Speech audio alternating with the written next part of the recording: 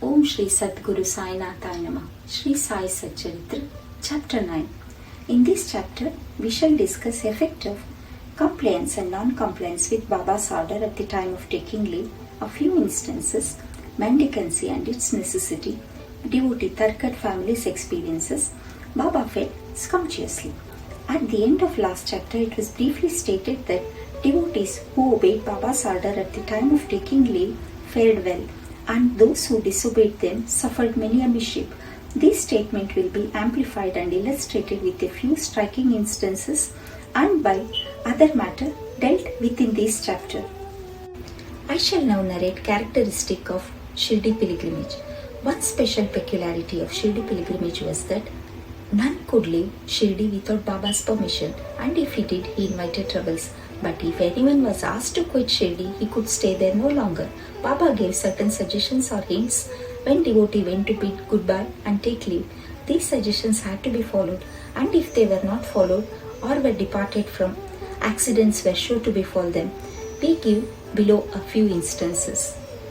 I shall now narrate what happened to Tatya Kote Patel when he avoided and missed to follow Baba's suggestion. Tatya Kote was once going in a tanga to Kopargaon Bazaar. He came in a haste to the masjid, saluted Baba and said that he would go to Kopargaon Bazaar. Baba said, "Don't make haste, stop a little, forget the bazaar, don't go out of the village." On seeing his anxiousness to go, Baba asked him to take Shama with him. Not minding this direction, Tatya Kote immediately drove his tanga. Of the two horses, one which costed rupees 300 was very active and restless. After passing Savli Vihar, it began to run rashly, got a sprain in its waist and fell down. Tatya was not much hurt, but was reminded of Mother Sai's direction. On another occasion, while proceeding to Kolar village, he disregarded Baba's direction and drove in a tanga, which met with a similar accident. Now let us see what happened to European gentleman when he disregarded Baba's direction. One European gentleman of Mumbai once came to Shirdi with an introductory note from Nana Sahib Chandrukar and with some object in view. He was comfortably accommodated in a tent. He wanted to kneel before Baba and kiss his hand. Therefore, he tried thrice to step into the masjid, but Baba prevented him from doing so. He was asked to sit in the open courtyard below and take Baba's darshan from there. Not pleased with the reception he got, he wanted to leave Shirdi at once and came to bid goodbye. Baba asked him to go the next day and not to hurry. People also requested him to abide by Baba's direction. Not listening to all this, he left Shirdi in a tanga. The horses ran all right, but when Savli Vihar was passed, a bicycle came in front, on seeing which the horses were frightened and ran fast. The tanga turned topsy-turvy and the gentleman fell down and was dragged over some distance. He was immediately rescued, but had to go and lie in a Kopargaon hospital for the treatment of his injuries. Such experiences were legion, and people learned the lesson that those who disobeyed Baba's instruction met with accident in one way or the other, and those who obeyed them were safe and happy. Let us now discuss the necessity of mendicancy. A question may arise in the minds of some that if Baba was such a great personage, God manifest, why should he have taken recourse to begging board throughout his life? This question may be considered and replied from two standpoints. Who are the people who have a right to live by the begging arm? Our Shastras, sacred scriptures of Hinduism, says that those persons who after getting rid or becoming free from three main desires, that is for progeny, for wealth, for fame, and accept sannyas, are the fit person to live by begging arm. They cannot make cooking arrangements and dine at their home. The duty of feeding them is laid on the shoulders of householders. Sai Baba was neither a householder nor vanaprastha. He was a celibate sannyasi from boyhood. His firm conviction was that the universe was his home. He was the Lord Vasudeva, the supporter of the universe and the imperishable Brahma. So he had full right to take recourse to begging. Now from the standpoint of Panchashona, 5 sins and their atonement, we all know that in order to prepare foodstuffs and meals, the householders have to go through 5 actions or processes. That is, Kandani, pounding, Peshini, grinding, Udakambi, washing pots, Marjani, sweeping and cleaning, Chulli, lighting us. These processes involve destruction of lot of small insects and creatures. Thus the householder incurs sin. In order to atone for his sin, our scriptures prescribes 6 kind of sacrifices. Brahma Yajna, Veda Dhyan, offering to Brahma or the study of the Vedas. Pitru Yajna, offering to the ancestors.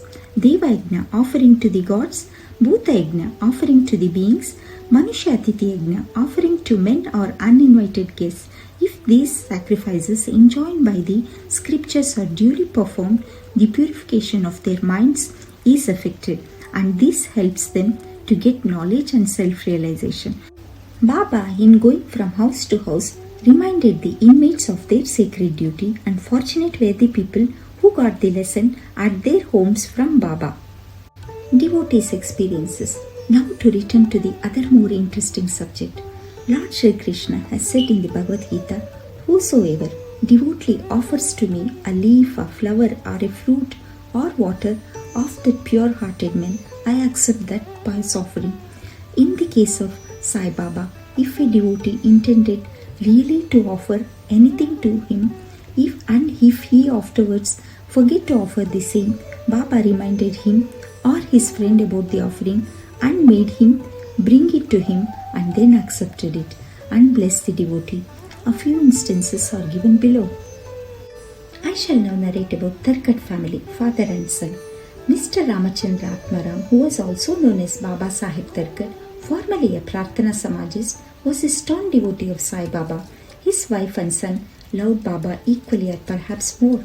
It was once proposed that Master Tarkat should go with his mother to Shri and spend his summer vacation there, but the son was unwilling to go, as he thought that in case he left his home in Bandra, the worship of Sai Baba in the house would not be properly attended to, as his father, being a Prarthana Samajist, would not care to worship Sai Baba's picture. However, on his father's giving an assurance under oath that he would perform the worship exactly as his son was doing, the mother and son left for Shirdi on a Friday night. Next day, Saturday morning, Mr. Tarkat got up early, took his bath, and before proceeding with the worship, prostrated himself before the shrine and said, "Baba, I am going to perform the worship exactly as my son has been doing, but please let it be not a formal drill." Saying so, he performed the worship and offered a few pieces of lump sugar as naivedya. The sugar was distributed at lunchtime. That evening and next day Sunday, everything went on well. The following Monday was a working day and it also passed well. Mr. Tarkat, who had never performed worship like this in all his life, felt great confidence within himself that everything was passing on quite satisfactorily as per the promise given to the son. Next Tuesday, he performed the morning puja as usual and left for his work. Coming home at noon, he found that there was no prasad to partake of when the meal was served. He asked the servant cook, who told him that there was no offering made that morning and he had completely forgotten to perform that part of the worship. At this, he left his seat and prostrated himself before the shrine, expressed his regret, at the same time chiding Baba for the want of the guidance in making the whole affair a matter of mere drill. Then he wrote a letter to his son, stating the facts and requested him to lay it at Baba's feet and ask his pardon for his neglect. This happened in Bandra at about Tuesday noon. At about the same time, when the noon aarti was about to commence in Shirdi, Baba said to Mrs. Tarkat, "Mother, I had been to your house in Bandra with a view to have something to eat. I found the door locked. I somehow got an entry and found to my regret that Bahu, Mr. Tarkat, had left nothing to eat for me. So I have returned with my hunger unappeased." The lady did not understand this, but the son, who was close by, understood the whole thing, that there was something wrong with the puja in Bandra. He therefore requested Baba to permit him to go home. Baba refused this, but allowed him to perform puja there. Then the son wrote a letter to his father, stating all that took place at Shirdi, and implored his father not to neglect the puja at home. Both these letters crossed each other and were delivered to the respective parties the next day. Is this not wonderful? Mrs. Tarkat. Let us now take up the case of Mrs. Tarkat herself. She offered 3 things: barit, roasted brinjal mixed with yogurt and spices; kachariya, circular piece of brinjal fried in ghee; peda, sweet. Let us see how Baba accepted these. Once, Mr. Raghuveer Bhaskar Purandare of Bandra, a great devotee of Baba, started for Shirdi with family. Mrs. Tarkat went to Mrs. Purandare and gave her 2 brinjals and requested her to prepare barit of 1 brinjal and kachari of the other. when she went to Shirdi and served Baba with them. After reaching Shirdi, Mrs. Purandare went with her dish of barit to the masjid when Baba was just sitting for meals.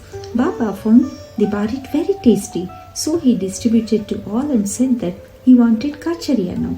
A word was sent to Radha Krishnamai that Baba wanted kachariya. She was in a fix, as that was no season of brinjals. How to get brinjals was the question. When an inquiry was made as to who bought the barit, it was found that Mrs. Purandare was entrusted with the duty of serving kachariya.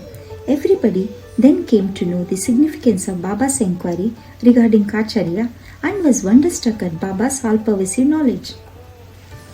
In December 1915, one Govind Balram Mankar wanted to go to Shirdi to perform the obsequies of his father. Before he left, he came to see Mr. Tarkar. Then Mrs. Tarkar wanted to send something with him to Baba. She searched the whole house but found nothing except a peda which had already been offered as Naivedya. The boy Govind was in mourning. Out of great devotion to Baba, she sent the peda with him, hoping that Baba would accept and eat it. Govind went to Shirdi and saw Baba but forgot to take the peda with him. Baba simply waited. When again he went to Baba in the afternoon, he went empty-handed without the peda. Baba could wait no longer and did ask him, "What did you bring for me?" Nothing was the reply. Baba asked him again. The same reply came. Then Baba asked him the question, "Did not Mother Mrs. Tarkar give some sweet to you for me at the time of your starting?" The boy then remembered the whole thing. He felt abashed, asked Baba's pardon, ran to his lodging, bought the peda and gave it to Baba. As soon as Baba got it to his hand, he put it into his mouth and gulped it down. Thus the devotion of Mrs. Tarkar was recognized and accepted. "As men believe in me, so do I accept them," was proved in this case. Let us now see how Baba was fed sumptuously. Once, Mrs. Tarkar was staying in a certain house in Shirdi. At noon, meals were ready and being served.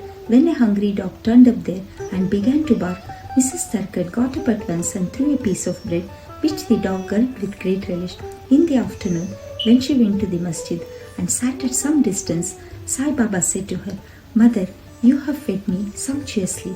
My famished pranas, life forces have been satisfied. Ever act like this, and this will stand you in good stead. Sitting in this masjid, I shall never speak untruth.